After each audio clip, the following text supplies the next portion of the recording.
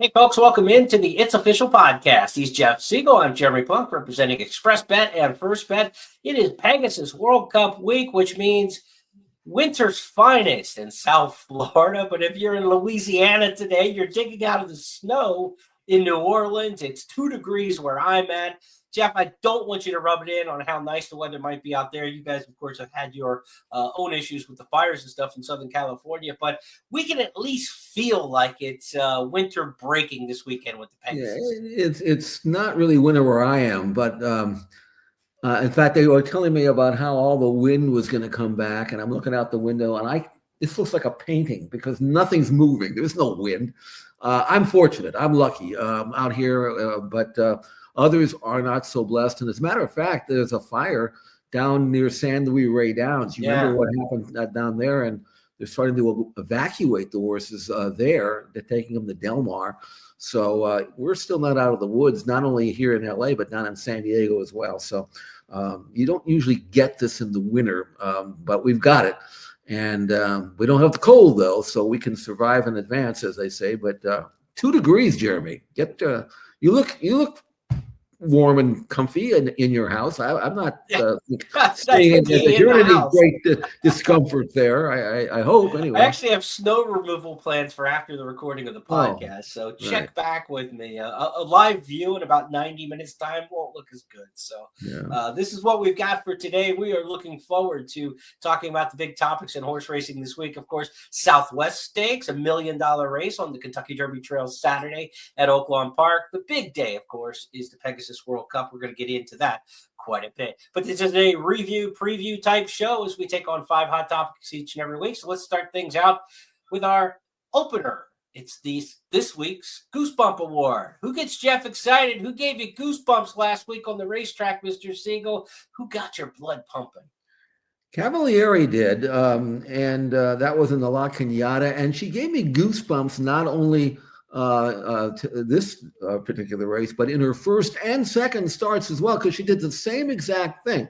She takes pressure, she takes the heat, she shrugs it off, then somebody comes running at her, and instead of just waving the white flag, which a normal horse would have a right to do, she finds more and then draws away again. And on top of the stretch, I'm saying, okay, you want a maiden, you want a first level allowance, now this is a stake. Let's see you do the same thing against this group. And she did. And in doing so, she gave me goosebumps. I think she's a terrific filly, and she is she looks like the heir apparent to Adair Manor, as far as I'm concerned. Undefeated, looks like her, big, good-looking filly, and onward and upward for her, I should say. She's a stablemate of Ricci, and we saw her earlier in the year, and they're both on the same kind of path, I think. Maybe the Beholder Mile will be her next start. That's in March. 93 Buyer was a career top number. Again, I look at her as being a filly who just may have that strength, that will to win that normal fillies don't have. And she's got it. And man, she earned her goosebumps over the weekend at San Anita. Approaching the quarter pole, Cavalieri ahead in front. Now it's a neck on Chitalis. Alpha Bella is trying to come after that new leader, Cavalieri. Cavalieri turns for home. Alpha Bella unleashed on the outside. These two square off at the 8th pole. Here's Alpha Bella right to Cavalieri. Cavalieri, Alpha Bella, head to head, nose to nose coming to the 16th pole. Cavalieri and Juan Hernandez, they have something left. And Cavalieri remains undefeated as she scores in the La Cañada. She's a 4-year-old filly, but the 4-year-old filly is Torpedo Anna, so maybe we'll get a chance later in the year to see the East and the West clashing. What's becoming a really good-looking distaff division, the retirement of Idiomatic and some of the older mares we've seen over the past few years now. These 4-year-old fillies are ready to take the mantle. I just got the visual of her doing what she's, like I said, did the same thing first 2 races. She puts away the speed. It's like a tag team wrestling match. She puts away the first one. The second one comes rallying on the outside, and she does her Dikembe Mutombo impression. No. And even Bob Baffert in the post-race interview was rather impressed, as one would be. So anyway, Cavalieri won to follow in that division, and of course the Breeders' Cup again. is out in California at Del Mar, and she's already won there. So things are looking up for her. So our new topic this week, be sure to get at the head of the show each and every week. Jeff's Goosebump Award, Cavalieri gets it this week. Now let's go to the Triple Crown Tracker. Second topic on the big board this week. We're looking at the 3-year-olds around the country. We mentioned it's Southwest Stakes Week this Saturday at Oakland. We'll talk about that in a bit. But let's look back at what we saw in recent days and weeks. Down at the fairgrounds, the Lecomte Stakes, through the darkness, it was disco time, shining like a disco ball. Innovator looking to close this out after 3 quarters in 1 minute 13.38 seconds. 1 furlong still in front of Innovator. Golden Afternoon coming with a charge. Built is also moving up between horses. Disco Time on the outside. Magnitudes in tight quarters. Maximum Promise toward the inside. It's still Innovator. Here's Built, and on the outside, Disco Time for Florent Giroux. Disco Time. Disco Time. Disco Time. Getting up in the Lecomte Stakes from Built, Innovator. Then Magnitude, Maximum Promise, Golden Afternoon, Seattle Road. They were the next ones across.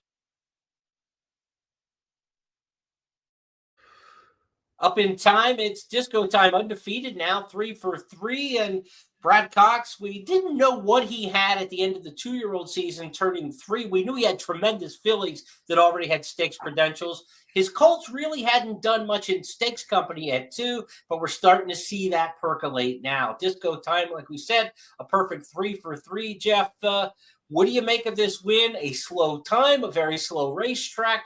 Let's talk about the Lecomte winner. I'm still not sure what he has, honestly. From a visual standpoint, I like Disco Time's win. He rallied from 10th early, trying to run into that muddy track, that wet stuff, and he showed resolve in doing so. And it's easy to see that he might be the kind of colt that will only do what is necessary. And I don't think he's normally going to be that far back early. So for him to rally into that mud, it showed me a lot. I thought Built ran well from the outside draw. He was closer to the pace, but he stayed on very bravely. Innovator got loose in the lead, as we suspected he might, and maybe ran as well as he could. So there's one horse there that maybe got the pristine trip that might have flattered him just a little bit, whereas the other ones had to overcome it.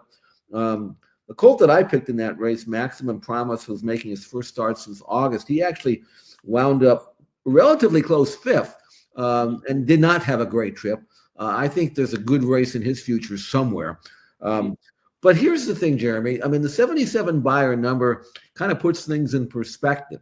And when you watch the finish of the race, they kind of finished in a heap. That were like 9 horses in that picture when they crossed the wire. So from a visual standpoint, I admire what Disco Time was able to overcome. Same for Built. But they all kind of finished close up. The buyer number was slow. So where do we stand with this colt? I mean, resume looks impressive. How good do you think he really is? I think he's got more to prove. They really came home slow in this race. 26-3 the 4th quarter, almost 7 flat the final 16th of a mile.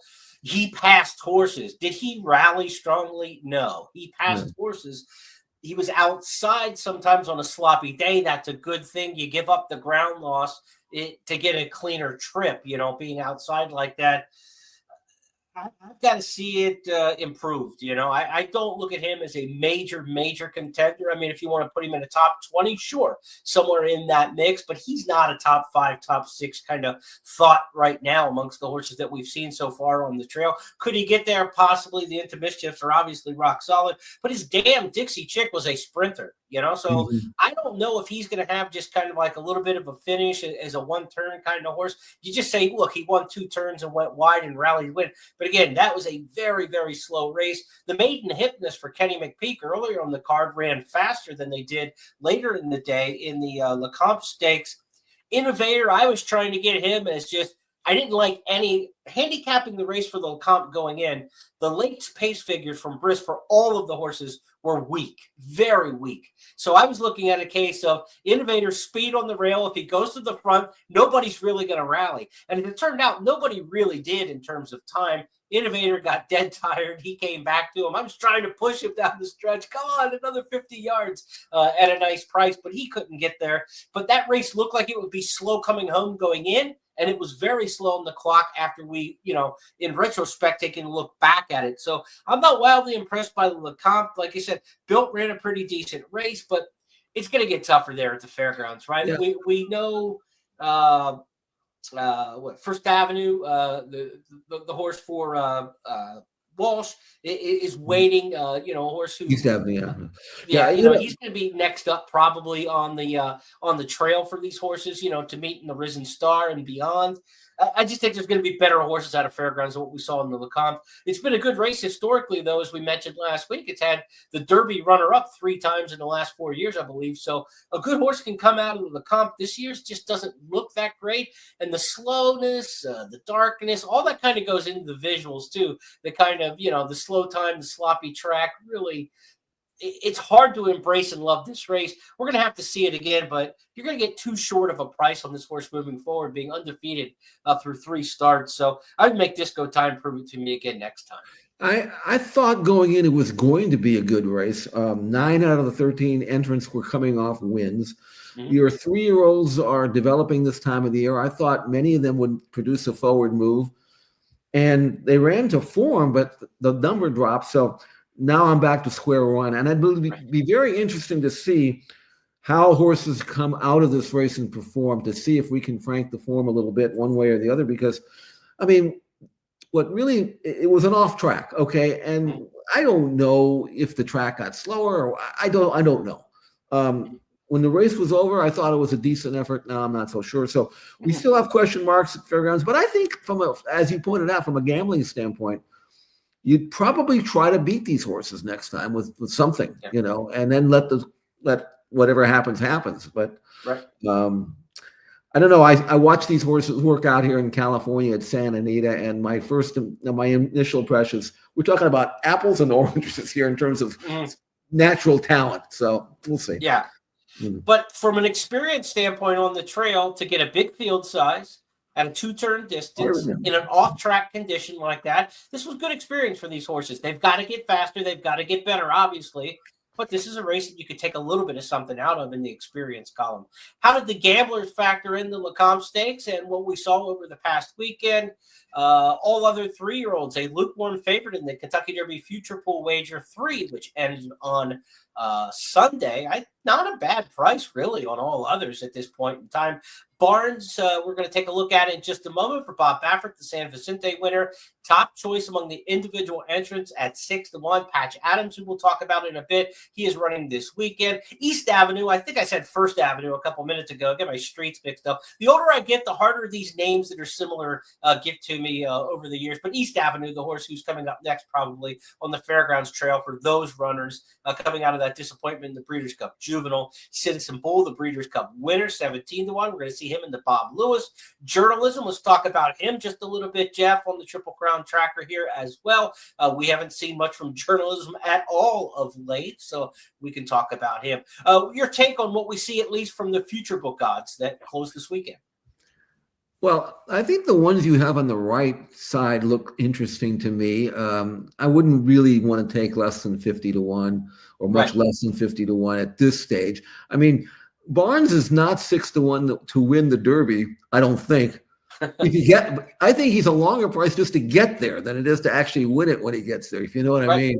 I mean, you're not betting at 6-1 that he's good enough to win. I think he certainly is. You're betting on he doesn't throw into a roadblock, So I mean, hopefully he stays sound. But the way he's been training, man, I mean, you talk about mentioned apples and oranges. This is what a Derby horse is supposed to look like breezing. First of all, you can see him. I hope you can see him and see how stout he is. He is like a tank. He's just all muscle, all substance, and he's smart for a colt who's only run twice. Boy, did he learn a lot between his first and second starts. He changed leads. He went straight. He beat a good field. And now he's breezing just like he wants to be, like they want him to breathe. First work back since his recent win. And he's switched off and changes his leads and ears up. I mean, I just think he's got a tremendous amount of improvement in him because he's improved so much in the 2 races that I've already seen him. Yeah. Baffert's got options. He's got plenty of horses who can run in these races. Maybe the San Felipe next for Barnes or a trip out of town. We know the Bob Lewis coming up next on the trail at Santa Anita is where Citizen Bull, the Breeders' Cup Juvenile winner, is expected to come back. So maybe we'll see Barnes just await the San Felipe at a mile and 16th in March, or he could potentially head out of town. Baffert's certainly not against heading to Oaklawn and other venues around the country. Again, horses on the left side, those are the top 10 wagering interest by price, down to Chancer McPatrick, who is recovering from a knee chip surgery, and he's not made it back to the races yet. Journalism got a fever after winning the race at the Los Alamitos Futurity and missed some training time. Michael McCarthy reportedly, I believe it was Brad Free in the forum who had the story that Journalism was probably going to work last weekend, Jeff. He didn't get to the workout tab. So when a horse has missed some time, now maybe missed the work, if he doesn't work in the next couple of days, it's time to start to get really worried about Journalism. And I'm worried about him because he's my top-ranked prospect. I think he's got the most potential at a mile and a quarter amongst what I've seen so far on the trail, but you can't keep missing time. And I know it's only January, but think about this. You say, oh, the race isn't until May. They're done prepping the 1st of April, right? I mean, that's the first weekend of April is when it's all said and done. So you basically, and we're almost to the end of January now, you got February and March to get it together. You got 8 weeks to get it together. And if you haven't run in a while, it's 4 or 5 works at least until you're up to race strength. So now the time is compressing. It really is. And I don't have any worries about Journalism being Derby material, but like any horse, they got to get there. That's tougher than actually being good enough to run in it, sometimes. Right. And I'll be watching very closely. You just cannot miss time this time of the year, because now you might miss a prep, which might cost you the race, or a chance to get in it, or if not get in it, but being 100% fit. So we'll keep our eyes out on Journalism, because he's certainly on pure talent. Anyway, as far as I'm concerned, it was better than those horses we saw down at Fairgrounds. I really think that he's superior, and I certainly do think Barnes is as well. And there's a couple others that Bob's got that I think are better. And here's one of them. His name is Rodriguez. He's actually going to end up breezing in the middle. Look at the hammerlock, the ears up that he's got. He ran so fast when he broke his maiden. Now, he did it on the lead. Here they took a hold of him and had him kind of stalk. This is just a 47 and change work. This is not a race. Don't expect anybody trying to beat anybody. In fact, I was probably on the walkie-talkie saying, finish together and don't let him run, telling the riders that. Just a little bit of coaxing on the outside for Rodriguez, just to kind of stay even. But again, long striding colt. Don't think he's a need the lead type, and certainly looks like a horse will run on. I can't wait to see what he will do. But something you said earlier, I want to voice my opinion on, and that is, I don't think Barnes is going anywhere. I don't think he'll ship him. He's his number one guy. Rodriguez, on the other hand, he might think he doesn't want to get beaten by Barnes. He's going to travel, and when he travels, I think whoever he has to face will be in deep water against Rodriguez. And Getaway Car, the workmate there that we just saw, who was multiple graded stakes player last year on the 2-year-old scene. So again, an embarrassment of riches for Brad Cox, an embarrassment of riches for Bob Baffert. Those two mega barns seem to have a lot of the major players, as they do many years, but this year in particular, it's looking early in the season like it's stacking up that way. Right. Now, Brad Cox, we mentioned, has had big Eastern and Midwestern influence. He's got maybe the favorite for the upcoming Southwest Stakes coming up Saturday at Oaklawn Park, and he'll take on a Bob Baffert trainee there in gaming. Let's talk about the Southwest Stakes. $1 million, the insane person, a mile and a 16th here. Field of 10 already drawn for Saturday's feature at Oaklawn Park on the Arkansas Derby Trail. They'll still have the Rebel Stakes before the Arkansas Derby, but gaming for Bob Baffert, like Getaway Car, we're talking about a horse who's running multiple graded stakes races, performing exceptionally well in those as a 2-year-old. He's got the rail for Baffert. Brad Cox says Patch Adams. The star goes to him because he's the photo on the right. Get a good look at Patch Adams. If you haven't seen Patch Adams on the racetrack, he's only run a couple times, and his second start was outstanding. That's the one trying to go with Patch Adams, but Patch Adams has kicked it into high gear. 5 in front and opening up with each and every stride. Patch Adams finishes with a flourish and is geared down to win it by 10. That was a Lowndes Company at Churchill Downs. Gaming's got more stakes experience. When we last saw him, he was second in the Breeders' Cup Juvenile. Getaway cars in the rail, and the others have plenty of work to do as they come toward the top of the stretch. Citizen Bull and Gaming, and they turn for home together. The stablemates 1-2, they're into the stretch. Citizen Bull in front, trying to take them all the way, and he kicks away. Citizen Bull by 2. Gaming is all out second. Getaway car third. Baffert 1, 2, 3 as they come to the finish. It is going to be Citizen Bull and Martin Garcia to win. Gaming was second. We're going into the Breeders' Cup Juvenile. It was East Avenue, Chancellor McPatrick, and we're saying the Bafferts just kind of look okay this year. And as Larry Coleman said, 1, 2, 3 down the stretch there. They ended up 1, 2, 4 under the wire in the Breeders' Cup Juvenile. Jeff, let's talk a little bit about the Southwest Stakes here. The Baffert-Cox early season showdown. Good regional measuring stick here. Gaming was a horse that, if you look at his resume, he broke his maiden first time out at Del Mar. Then he comes back and wins the Del Mar Futurity. Then he runs second in the Breeders' Cup Juvenile to his stablemate. Looked pretty formidable, didn't he? And yet both of us were absolutely convinced, and correctly so, I may add, that journalism was going to beat him at Los Alamitos, and he trounced him, which tells me that neither one of us was like oversold on Gaming, and I'm still not, quite frankly, which is why I think as much as I was singing the praises of our West Coast 3-year-olds now and how I think they're so good, I think Gaming is like the 3rd or 4th best colt in the barn right now. And I think he's very vulnerable to Patch Adams, who absolutely looked like the real deal in his maiden win. He's only run twice. Flavien Prat had a chance to ride, I don't know how many live horses on Pegasus Day, and blew that off because he was offered to mount on Patch Adams. And one of the things is he's obviously looking for Derby horses. But the other thing is to forego a chance to ride several live, well-meant, and likely possibly good winners. He's riding Patch Adams, which tells me that he and his agent have looked at Patch Adams as we have and have convinced that he is the real deal, much, much more in my mind than Gaming is. Patch Adams is an into mischief colt, has a big blaze like so many of them have. And the way he relaxed in this race and then drew off. Also loved that two sprints in a stretch out pattern, although this was a 7/8 race. Man, I can't wait to see him stretch out from a 7-hole. And I can't wait for Patch Adams to run. I think he might be as good or close to being as good as what we have in California.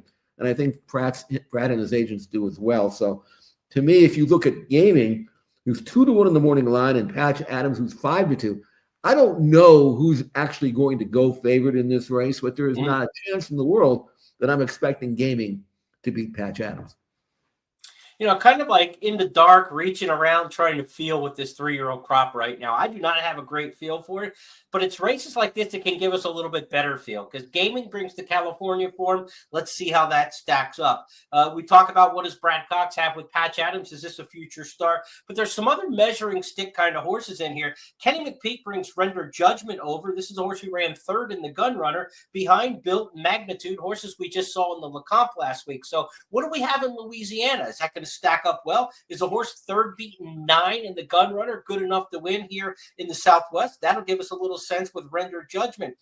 Last year's Kentucky Jockey Club 3rd place finisher Tiz-Tastic is in here. It'll tell us a little bit about First Resort, a horse who got no respect at all in the Kentucky Derby Future Wagers, but he's a Godolphin trained by Owen Hardy. How good is First Resort? Maybe we find out a little bit with Tiz-Tastic running back here. And we already know that the Springboard Mile winner Cole Battle came back to win the Smarty Jones, the first leg of the Oaklawn Series. The horse who ran just behind him at Remington Park, Speed King, is back in. This will give us a little bit of sense of how good that Smarty Jones stakes that we already saw at this meet is, because we don't get Cole Battle back, but we get a horse who was really similar to him last time, and we'll see if Speed King can bounce back off of this tough defeat. To do. Cole Battle still there. Jolly Samurai angled out for the late run. As they reach the top of the stretch in the springboard mile, race on. Speed King to the inside, and Speed King gets the edge now over Dr. Ruben M. Here comes Cole Battle finding new legs. Cole Battle firing on is currently second, and coming after Speed King with the 16th to go. Speed King is all out. Cole Battle now within a length. Final yard, Speed King. Cole Battle to the outside. Cole Battle will do it in the springboard. So there on the outside will be Speed King for trainer Ron Moquette. We got 2 in there for D. Wayne Lucas. The $1 million Southwest Stakes coming up Saturday at Oaklawn Park. Time now on the It's Official podcast to talk about the Pegasus World Cup, the big card coming up Saturday at Gulfstream Park. Stakes galore. We've got the main event, the Pegasus World Cup, anchoring everything in race number 13. Jeremy Plonk, Jeff Siegel with the weekly It's Official podcast. I want to welcome those of you who are watching within the confines of the first Pegasus World Cup wager guide. We've got all the handicapping you need to handicap the big races on Saturday at Gulfstream there. Here we do the podcast each and every Tuesday. Be sure to join us throughout the course of the year. Pegasus World Cup, let's take a look at the field, Jeff Siegel. It was drawn on Sunday in South Florida. Handicapper Brian Nadeau at Gulfstream Park, the morning line maker, installed White Abario, the Breeders' Cup Classic winner from 2 years ago, the 3-1 second choice, because the morning line favorite is the Cigar Mile winner, Locked. Locked at 5-2, just one loss in his last 5 starts for trainer Todd Pletcher. Is it a 2-horse race? Is it White Abario against Locked, or do we bring the Kentucky Derby winner into the mix? Mystic Dan trying to get his first win since the Run for the Roses back in May. Top heavy field if you look at some of the morning line prices, and Saudi Crown in post 2 could be Lone Speed on the inside at 9-2 for trainer Brad Cox. Let's talk about the field for the Pegasus World Cup, Jeff. Well, Brian did a great job here. I think I would have made the line very similar, which doesn't make it right, by the way, but I saw the odds looking for some overlays or underlays, and I think he's got it spot on here.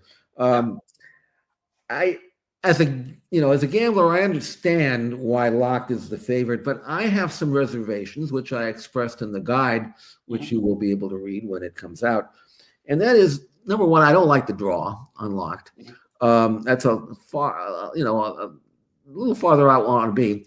He's training well. He's not that flashy in the morning. That's one of the reasons why he was 12-1 when he made his debut, because he really hadn't shown that much. So I've come to the conclusion here that Locked is kind of lazy, which is one of the reasons why he has to train in company. He did look good here, and he beat Krupe, who's a decent sort of horse. But the other problem with Locked is, and maybe I'm off base on this, but I'm not sure he's better 2-turning than he is 1-turning. He's got a couple of 1-turn races. He won the 7-furlong allowance race, and then he won the Cigar Mile, which is a 1-turn race. Now, you say, well, didn't he win a grade 1 as a 2-year-old? Yes, he did. Yeah. But I didn't think that was as good as his 1-turn races. Now, here he's going to easily beat Krupe. He's under mild coaxing only. He's much, much better than the workmate. Not really being asked. He only went in 49-1, so it wasn't like he's going out there in 46. He's doing what he was told to do, and that's fine. But if you look at him and then compare him to Mr. Horse for Course White Abario, who's drawn much, much better, I don't know. I mean, now he's working here with Silver Moonlight on the outside. She's like a starter allowance 50 type of filly, so she's not going to keep up with them. But, you can see how eager White Abario is on the rail and never off the bridle at all. He went in 48-1, but he probably could have gone a lot faster. You can see the hammerlock that he's under. And I don't think they wanted anything particularly fast this close to the race. But, man, if you let him roll out of there, and if he wanted him to go 46, he would have done it. And I thought his last race, even though he got beat, he got left. He didn't get left at the gate, but he stumbled badly at the start, lost his chance, rallied from far back, did as well as he could have possibly have done to run in that race. Now he's got those 2 races under his belt off the layoff, nice post, track we like. I, to me, have much more confidence in White Abario than I do Locked under these conditions. Yeah, I agree. And I think White Barrio being on the inside in that work kind of goes to what Saffy Joseph Jr. said in an interview of we've got to be up into the race. We've got to break better. We've got to be into it. When you've got the horse on the inside in a work and a team work like that, those are usually the ones that you want to be a little more aggressive. And on the outsides, when you're trying to teach a horse to relax and be patient. So I think they're going to get White Barrio right into the mix in the Pegasus World Cup. And there's not much speed in there. We talked about Saudi Crown and the 2-hole. The 4-hole's a great draw here for the mile and an eighth at Gulfstream Park. He's going to be faster than Mixto and New Grange. So Saudi Crown goes out. White Barrio might sit a really nice second in here. Could he have to do the dirty work and go after Saudi Crown a little sooner than you might want? That could be the case, but it's a short stretch run at Gulfstream Park. Not a really long stretch there. So you want to be engaged with the front runner by the top of the lane anyway, I think, to be effective. We have seen some closers have some success there over the years, but not in this race. The Pegasus World Cup has been a race dominated by speed. I think the previous 8 winners of this race, this is the 9th edition, all 8 winners have been within 3 lengths of the lead. I mean, this is not a race for horses coming from far off of it. So I expect White Barrio to be right up in the mix, but Saudi Crown's going to take him as far as he can. He's a little inconsistent. When he fires, he's good. When he doesn't, he's really bad. Locked on the outside, how much will they be able to use from him from post 11 to avoid some ground loss? Be interesting to see how it shakes out. Jeff, talk about Mystic Dan quickly, the Kentucky Derby winner from last year. I watched him train. They look like a fast work on time, but then when I watched the work, they're like getting after him. I mean, he was asked to get the time that he got in his most recent work. He didn't lift up a hoof at Santa Anita. An excuse there, it was a van ride all the way from New Orleans to L.A. and back to run in the Malibu Stakes last time because it was around the Christmas holiday. There were no FedEx planes. He was able to travel in a little more style to South Florida. Maybe the long trip to Southern California got to him in the race, but he also had the return trip back, So I'm not sure what to make of Mystic Dan. I don't know where he's at in his form because he hasn't run a big race since the Preakness when he ran second, and he hasn't won a race since the Kentucky Derby. I mean, I saw him out here in California. I saw him breeze before the race. He looked fine to me. And he could not have run worse than he ran out here. He looked soft to me. He looked like he wasn't mentally or physically ready in the actual race. He was last early, but he was under a nice hold. If he doesn't get up, if he makes a move and doesn't pass, the leaders, but still finishes well and gallop out, okay, he needed it. He never ran a yard, never made a move, even when he was asked. In fact, the jock actually eased up on him almost at the 8th pole because he knew he had nothing underneath him. Mm-hmm. Now, I'm going to take a horse like that, who, as you pointed out, hasn't run a good race since May, and I'm going to run him a bet on him against what we've seen here. There's not a chance in the world. Mm-hmm. I mean, if he beats me, I feel good about it because I know I could never wager on a horse like that, especially the one that I saw out here less than a month ago. So 8-1, I would need 30-1 to take him. Right. I mean, you think about the task that's posed ahead of you. You got Brad Cox with potential lone speed, right? You got to beat that. You've got White Barrio, a Florida Derby winner and a Breeders' Cup Classic winner who's training well over the track that's his home track. You've got to beat that with a good post draw. Then you've got Locke, who's only had 1 loss in the last 13 months. He doesn't lose very often coming out of a win in the Cigar Mile for Todd Pletcher. You've got to beat Cox, Pletcher, and Saffy, all with horses in really good form and with some advantages built into those 3. I don't know where the path to victory comes, as you're trying to draw one up. I don't know where the path to victory comes where all 3 of those do not fire their shot. And Mystic Dan suddenly runs something that we haven't seen, in 9 months now, or however long it's been since last May, 7-8 months. It's a lot to ask, but it's great to have the Kentucky Derby winner in the race. I'm glad he's at the top stages still as a 4-year-old. I just don't know if the Malibu was a great spot for him last time, and I don't know if he's set for this particular race on Saturday again. He could have a very productive year, but it's a winter of just kind of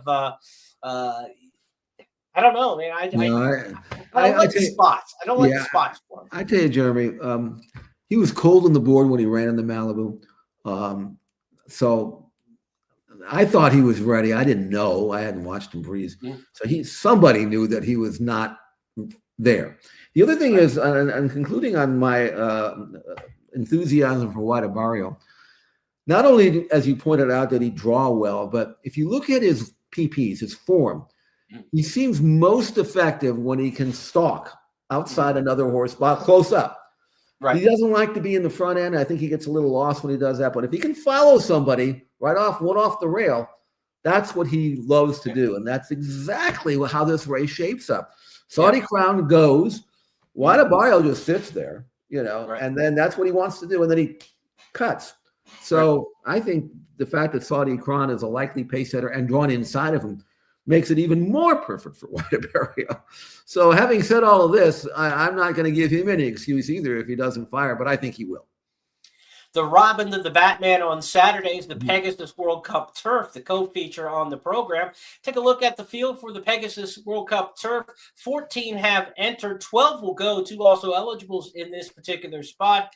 Mi Hermano Ramon at 8-1, a horse who's got Millie Ballseye out in Southern California. Be sure to check out Millie's thoughts in the first wager guide for Pegasus World Cup Day. She's got the handicapping chores of the Pegasus World Cup. Jeff took a look at the Pegasus in the wager guide. I look at the Filly and Merritt Turf. But Jeff, as we take a look at the turf, you've got Integration for Shug McGahee, beaten favorite in this race last year. He's back for another shot. He was in company working recently with his stablemate, Battle of Normandy, and both have earned Shug's plug to go on to the Pegasus.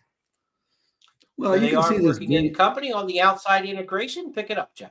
Yeah, I mean, Integration is a good horse, and he's a turf horse, so maybe he doesn't work that well on the dirt. He's being niggled at here, whereas Battle of Normandy is on the inside, is just breezing along, and Battle of Normandy, if you look at form only, is not nearly as accomplished as his workmate, but he's toying with him here. Gallops out really, really well. And if you look at Battle of Normandy as a son of City of Light, as now a 5-year-old, I mean, the City of Lights have gotten good. Battle of Normandy earned a career top number when he won the River City. He's got great tactical speed, doesn't need the lead to win, but if you give him the lead, he'll be happy to take it. But he's best as a stalker. And he, to me, freshened since November. I think he's a horse that's advancing now as he gets older and stronger. I can't make him win based on form, but I can make him win if his improving pattern continues. And at 20-1 on the morning line, to me, he's worth a gamble. I'm not saying he shouldn't be 20-1. I'm saying I think he's going to run better than 20-1. And if he makes one more forward move, in a race that will allow him to be just in the first flight, probably where he wants to be, I think he's got a chance. I really do. I mean, you're looking for price horses here. The other one that I think is pretty good, and again, same situation with Formidable Man. Here's another horse by City of Light, and he's drawn beautifully. You can't make him win based on speed figures. He's not fast enough on numbers to win, but he's a newly turned 4-year-old, just won the Hollywood Derby, won his last 3. He's getting better and better and better for Michael McCarthy. And I think he's another one that's going to outrun his odds. Other than that, they all look alike. Now, you, to me, have done more research on the race than I have. I want to know what you think.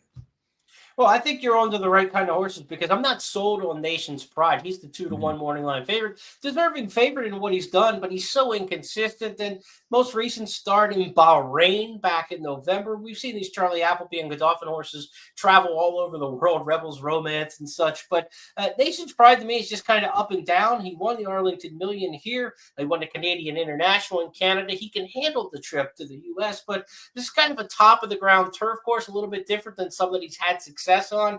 I'm going to take a shot against him in here. This is a horse I think yielding ground up at Woodbine. Softer ground is better for him.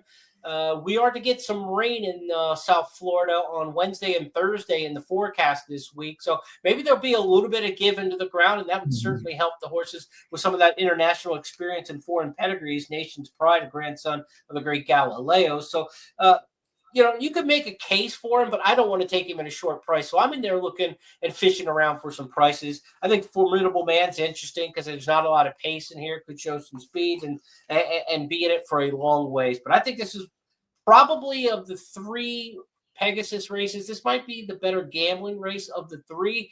Rakia is a pretty good-looking favorite, I think, in the filly and mare turf, but she does have one long shot that I've got my eye on in that race. So be sure to check out the guide for a long shot pick in there. And as for the undercard, too, give out a horse I really like. It's going to be our express bet race of the week, the La Previante Stakes, race number 7 on the card. La Mahana, I think, is a horse who's going to love the mile and a half. Prove it over the course, prove it over a mile and a half for Christophe Clement. And I think it's La Mahana and the La Previante to give me La Mula, Jeff. I'm looking to get paid in that one, so that's my top play on the undercard for Pegasus Day. Yeah, I like your selections there. I'm kind of disappointed to hear about the rain possibility because that'll normally. It looks good for Saturday, but again, during the week. Yeah, but if it's a little give in the ground, that's not going to do him any good. And I love Rakia because I saw her out here win the Golden Cova, the filly that she beat, came back and won the Matriarch. But she too has a couple of soft ground races that weren't that good. Now, soft ground there, it could be a bog, and overseas and here they might run a mile on 16th and 140 as opposed to a mile on 16th and 139 or something. That's not exactly soft. So I'll see how it plays on Saturday, see if I'm still as enthusiastic as I am. But great card, isn't it? I mean, top to bottom, every race, really good maiden races on the card as well. So I'm really looking forward to Saturday at Gulfstream. Be sure to check back into the first Pegasus World Cup wager guide for updates throughout the week. We'll have the artificial intelligence picks, all kinds of data updated throughout the course of the racing week. Good luck Saturday playing Gulfstream Park. And we wrap up the It's Official podcast with our usual number 5 topic on the board, the Stars of Tomorrow. We're looking for a horse bubbling up from below, maybe out of the maiden ranks, maybe out of the allowance ranks that you're going to want to talk about down the road. Second-time starter, Pretty Sassy at the Fairgrounds. She gets the honors this week. Agarella's looking for a spot for Pretty Sassy, and she's now coming too wide, and then comes Love Song as these maiden 3-year-old fillies straighten away through the final quarter of a mile. 3/4 in 1 minute 14.07 seconds. Pretty Sassy, she just swept Queen Jubilee aside, coming down toward this final Fairgrounds furlong with Edgar Morales. It's Pretty Sassy strong. Pretty Sassy pulling clear, increasing her margin. Love Song for Godolphin 1-2. Queen Jubilee, Ruby's Ghost, the others well beaten by Pretty Sassy, who strolled home. Half there to Pretty Mischievous, Kentucky Oaks winner. So a lot to like for Brendan Walsh and the Big Blue of Godolphin. What a family, too. I mean, the mare was a stakes winner. She won the Spin Away, also won the Debutante as a 2-year-old at Churchill. So precocity and speed there. Good family, as you mentioned. She's already produced a terrific horse. And Pretty Sassy, flat out given a little bit of a run, as they say, first time out sprinting at Churchill. I didn't fool anybody. She shows up here going long and is even money and wins like a 1-5 shot. Right. And she's by Medaglia d'Oro, by the way. The fillies are by Medaglia d'Oro. They're not all that good, are they? I think they're pretty good. So for 15, 20 years, it seems like he's right. So, I mean, here's a filly that, I wasn't paying much attention to until this race. And now we've got another potential homebred for Godolphin that could be a superstar. I mean, she just glided over that track and handled it beautifully, and already just under one sprint was given a run, and now she's already stretched out and won. So who knows what her limit is. It's a good, strong speed figure as well. So, I mean, Pretty Sassy, a star of tomorrow, a star of like right now, I think, for Brendan Walsh. All right, that's our Star of Tomorrow for this week. Let's review the topics this week on It's Official. The Goosebump Award went to Cavalieri, the winner at Santa Anita in the La Cañada Stakes. 4-year-old filly has now won all 3 career starts and has that ability to turn them back like Dikembe Mutombo, Jeff said. The Triple Crown Tracker took you to New Orleans for the Lecomte Stakes, where Disco Time also ran his record to 3-for-3 lifetime.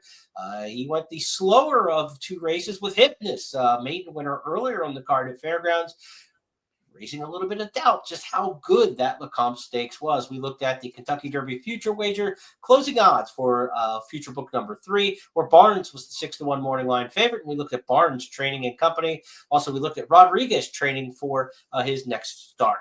Southwest preview, we went to Oaklawn Park for a look at Patch Adams, Speed King, Gaming, and a intersectional rivalry type matchup. It's kind of like a first, second round game of the NCAA tournament. We're going to see how these conferences line up in the Southwest Stakes at Oaklawn on Saturday. Our Pegasus card preview, we looked at the intriguing races like White Abario, Mystic Dan, and Locked matching up in the Pegasus World Cup, and Shug McGahee's two-fisted approach into the Pegasus World Cup turf. And our star of tomorrow was none other than Pretty Sassy, the sister to Pretty Mischievous. Those are the 5 topics this week. They're now official because Jeff Siegel and I said so. That's the way we play it, and we'll do it again in 7 days' time, Jeff, and we're going to be talking about a big Pegasus World Cup weekend and that big intersectional matchup in the Southwest. We're going to have plenty to talk about next Tuesday. Very good racing this weekend, not only down in the Southwest and here in California. We've got some good racing for older horses. And I mean, it's just an exciting time of the year if you're not only a gambler, but as a true fan of the sport, to see all these potential champions develop. So we'll be watching very closely. And of course, we'll have our commentary about those races and others here next week. Jeff and I will be back on Friday to do our handicapping podcast, First Call. First Call, we'll look at all the big stakes races coming up this weekend with a handicapping insight and slant for that. So if you want some handicapping selections, be sure to check back with us on these same podcast channels on Friday for the First Call podcast. On behalf of everybody with First Bet and Express Bet, folks down at Gulfstream Park who have a big weekend, and my partner, Jeff Siegel, have a great week. We'll talk to you on Friday.